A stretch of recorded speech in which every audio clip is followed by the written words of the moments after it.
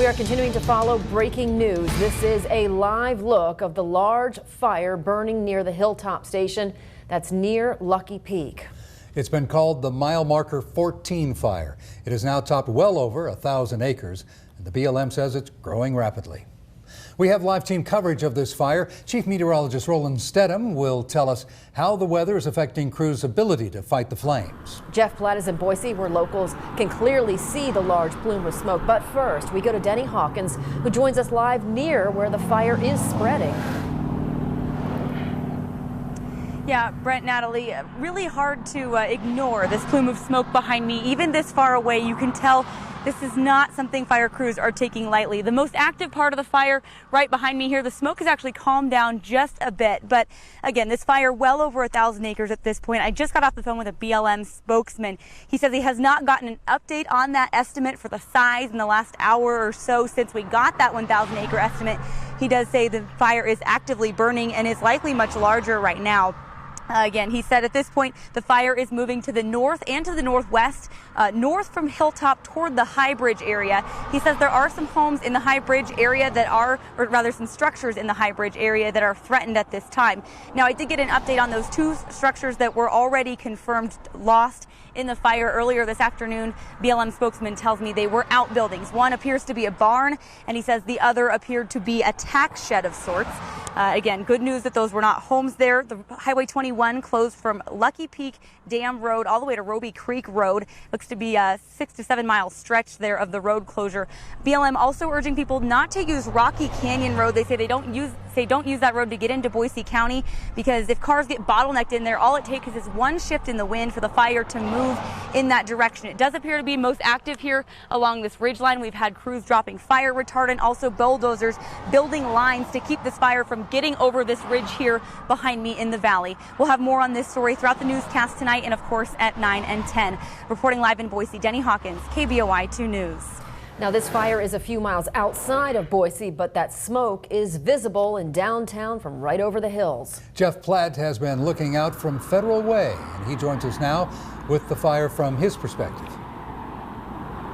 Well, and as you said, we can clearly see that smoke from Boise, but the goal is to make sure that the fire does not come over that ridgeline into Boise. We've seen single engine, double engine, and even a DC-10 coming and dropping retardant right on that line, trying to stop it. However, firefighters are getting their money's worth today because these winds keep changing. If you just do that little Boy Scout trick where you lick your finger and put it up in the air, the winds has shifted from south, north, east, west. They're all over the place, and this has turned into almost a circus, almost an attraction at these Federal Way outlooks as new people keep coming in, taking a look at what's going on, and they try and make sense of it. I spoke to a few of them, and this is what they've got to say about what they're getting just looking at all this smoke. It's terrifying because, I mean, there are homes in the way, there's wildlife.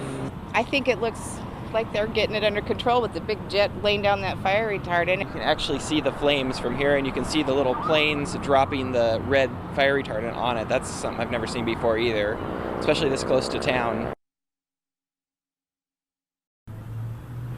Now, one thing that we have observed throughout this whole ordeal is watching the smoke change color as crews continue to work on it. Now, you see right now the majority of it is white, and that is typically, firefighters will tell you, a good sign. That means that they are working, and at least the fire closest to us is on its way out. However, deeper in, we are seeing some of that black smoke to the east, and if these winds keep being as wild as they are now and keep whipping around, there is no telling where this fire is going to end up. So there is a possibility that that fire, or at the very least this smoke, could come right into Boise with just a southerly wind. So we're going to have to keep a close eye on that. We'll stay right here and keep you informed as well as we can. For now, live in Boise, Jeff Platt, KBOI 2 News.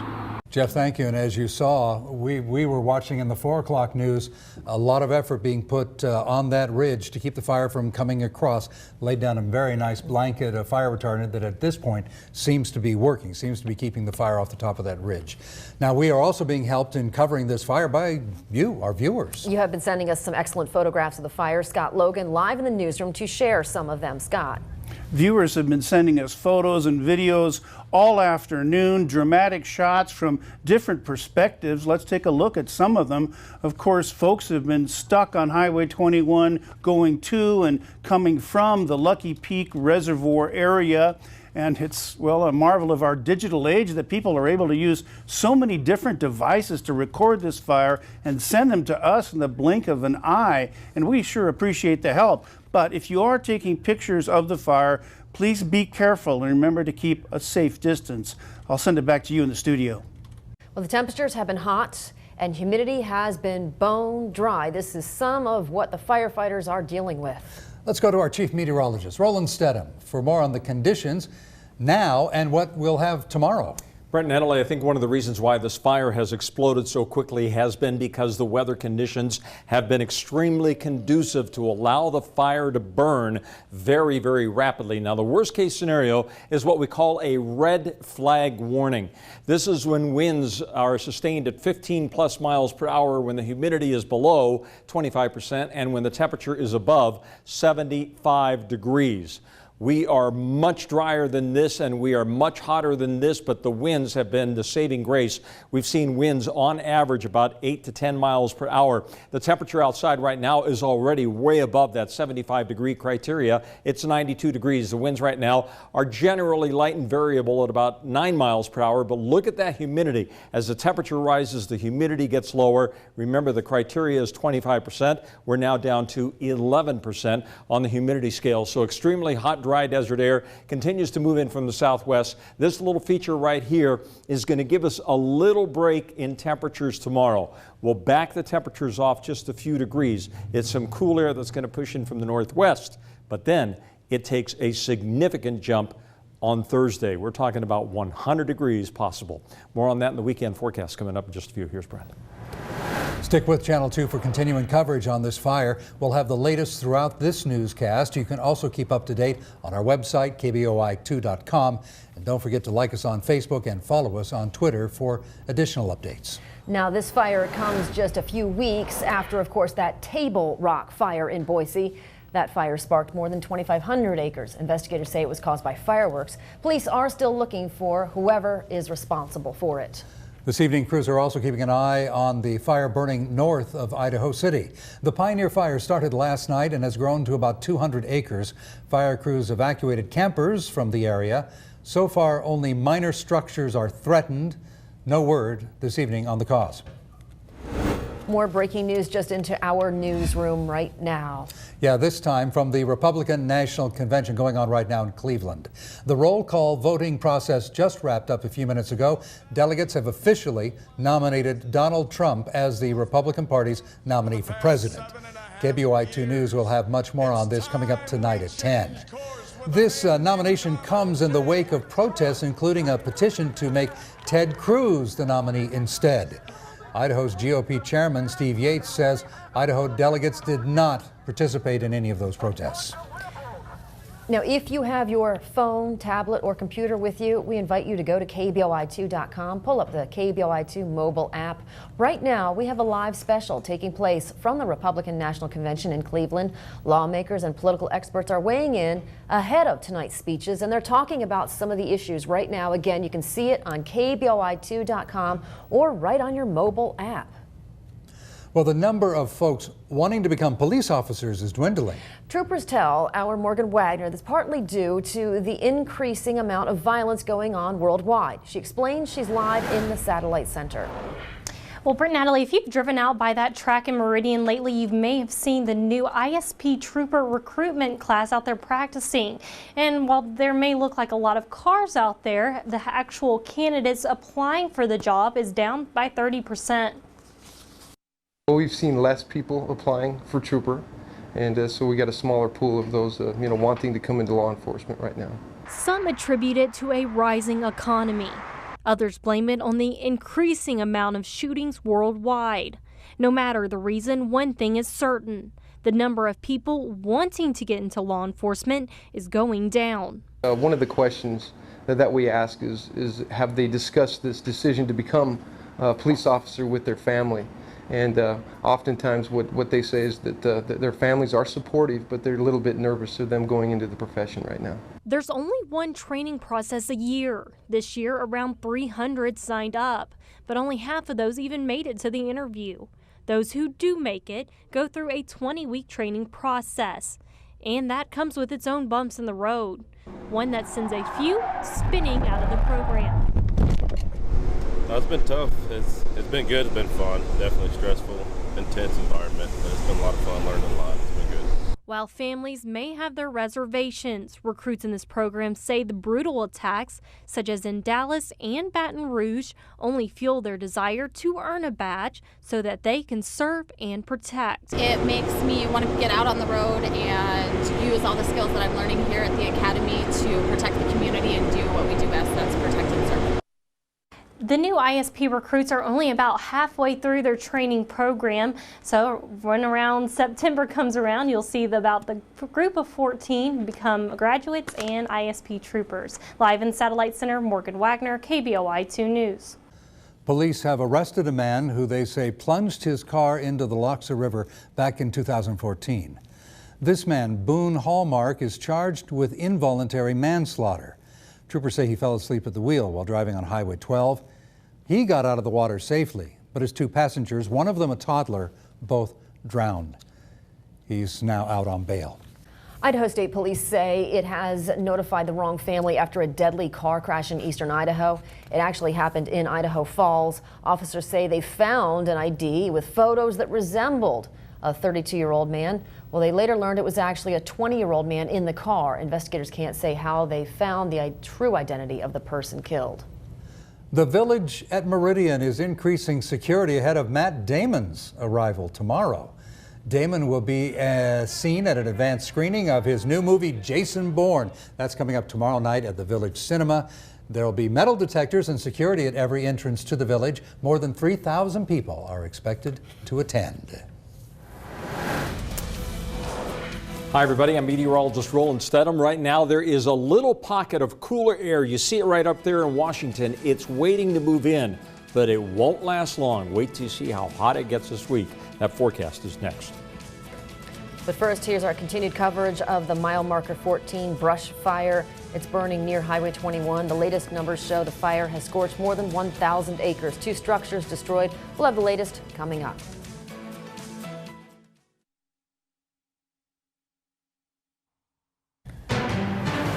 Following breaking news, a large fire burning to the west of Lucky Peak. Denny Hawkins joins us live with an update on this blaze. Denny.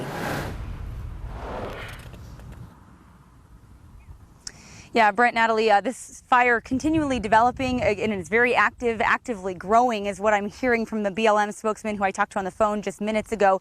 Of course, this plume of smoke, very hard to ignore. We've seen it expand throughout the afternoon. Give you just the bullet point version of what we know. This is mile marker 14 fire. It is about 1,000 acres, if not more. Hard to believe that it would not be more by this point in the afternoon, but that's the latest estimate that we have. Structures are threatened near the High Bridge area. This fire is moving to the north and northwest from the hilltop area toward High Bridge. 2 structures that were lost, we've confirmed, were outbuildings through the BLM. Again, we're watching for this fire to continue moving. The active part of the fire, from what it looks to be the smoke cloud, has been along this ridge line. We've seen retardant drops happening here. We've also heard from BLM crews that bulldozers are on scene, making sure this line takes here along the ridge line. We saw flames earlier. I have not seen any in the last hour or so. And again, we'll bring you another update here coming up within the news at 5:30. Back to you.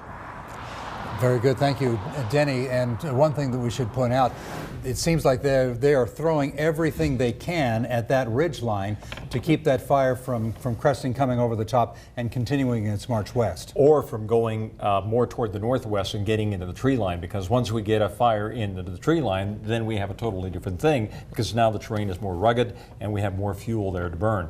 But have you noticed the live shot, how the smoke has been just kind of swirling around? I think we do have that live shot we'd like to go to right now very quickly, and you'll be able to see that the smoke seems to be shifting. First it was like a vertical column, and now the smoke plume seems to be going more toward the north northwest, northeast. What's happening is at the surface, the winds are very light and variable, but in the mid to upper levels of the atmosphere, what has been driving the weather pattern here in the Treasure Valley has been a flow that's coming in out of the southwest. It is that southwest flow that's driving in the hot, dry desert air, and it is that southwest flow that's kind of pushing that plume of smoke, for the most part, away from the Treasure Valley. But as the winds begin to relax, then we will probably see some of this smoke filtering into the Treasure Valley. We'll probably start smelling it and having to deal with some of the reduced air qualities associated with that in the not too distant future. So again, hopefully they'll be able to get a handle on this very quickly. Look at this time-lapse video. Confirmation of how extremely dry this air is here across the state of Idaho. Normally, over these mountain ranges here, we will see some kind of shower activity forming in the afternoon, but there's a complete void of cloud cover as we speak. That is another influence of that hot, dry southwesterly flow. As it brings in the desert air from the southwest, it's backing up and causing a little bit of a breeze up here across the mountains. So we have red flag warnings in effect for the south central mountains of Idaho.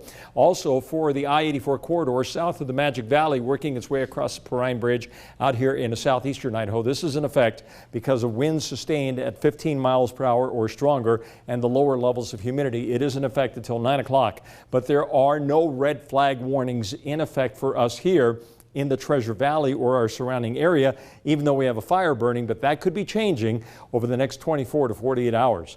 Temperatures right now, 92 degrees in Boise, 89 degrees in Ontario, and in the mid-90s in Mountain Home. The high so far today, 92. That's exactly where we should be this time of the year.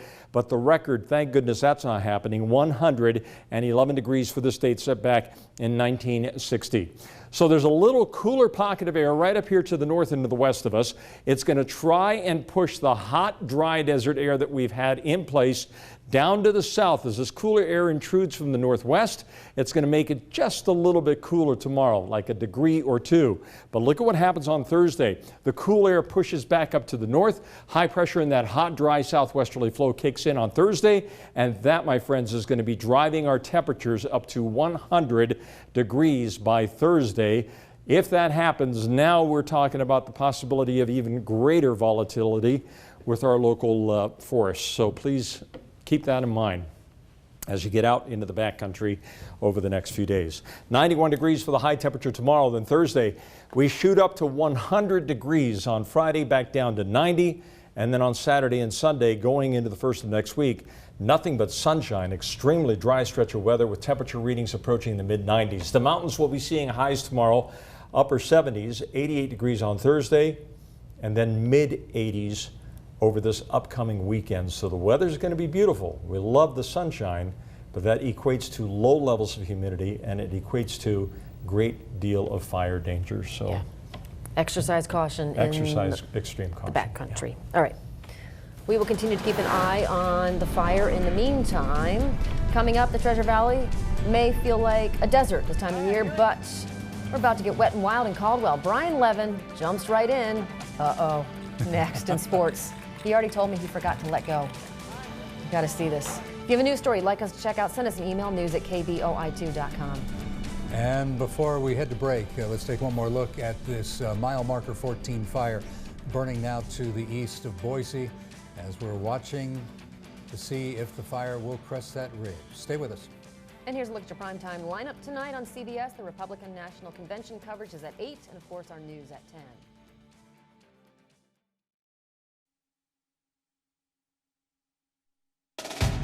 Now, sports from the Steve's Hometown Toyota Sports Desk. Water is the essence of life. We just need it to survive. Water skiers need it even more, apparently. So this week's Brave It with Brian finds out the hard way if a local harbor has enough of it. The Tranquil Broadside Harbor in Caldwell is about to get a lot busier. It takes a full army to get this put together. The harbor is hosting the American Water Ski Association Western Regionals this Wednesday through Saturday, and then the championships beginning August 8th. Barry Young is helping put things together. We got somebody signed up from Alaska. We've got skiers from Hawaii. So how can someone who has never done it before get their toes wet in the sport? By pretty much jumping right in. We ought to probably start with getting up. How's that? The whole key here is to not use your arms to stand up. Nope, that's what happens. You just let them slide in. All right, here we go. Oh, you can let go now. Water skiing started out as water swallowing. All right, this one we're going all the way. More than 360 people are signed up for regionals, and boats will pull skiers more than 30 miles an hour. And we were going 36 before, now we're doing 17. Now we're doing 0. Eventually, fall after fall turns into standing tall, at least for a little while. There we go. And with the event right around the next buoy, simple balance and coordination really are key. The traits for successful water skiing are the same for hosting a successful tournament. If you have a Braving It with Brian suggestion, just send me an email at sports@kboi2.com, and we'll be right back. Actually, we're continuing to follow the large brush fire burning west of Lucky Peak. Denny Hawkins joining us live with new details on this fire. Brent and Natalie, just kind of to recap here, the mile marker 14 fire is burning to the north and northwest from the hilltop area. New information in just now, the fire has grown to 1,500 acres. It is still actively burning, so do expect that number to grow. We also have learned that a barn, a tack room, and a woodshed have all been lost in this fire near Hilltop. By my count, that makes it 3, but however, it is unclear if any of those buildings are combined, so it could be 2 structures that were lost. It looks like 3 at this point. We'll make sure to clarify that information. And again, we're watching this ridgeline here closely, but again, we'll keep you updated more on the news at 9 and 10 tonight, and also stay with us on the website and Facebook and Twitter in between newscasts. Live in Boise, Denny Hawkins, KBOI 2 News. Now here's a look at what's coming up tonight at 10. We'll go back outside to one more live look at the fire that's burning this afternoon. We'll have the latest information coming up tonight on KBOI 2 News at 10. And of course, follow us online and social media. That does it for us. Thanks for watching. We'll see you back here at 10. Take the news with you on the radio. News Talk 670 KBOI. And for news and information 24 hours a day, click on KBOI2.com.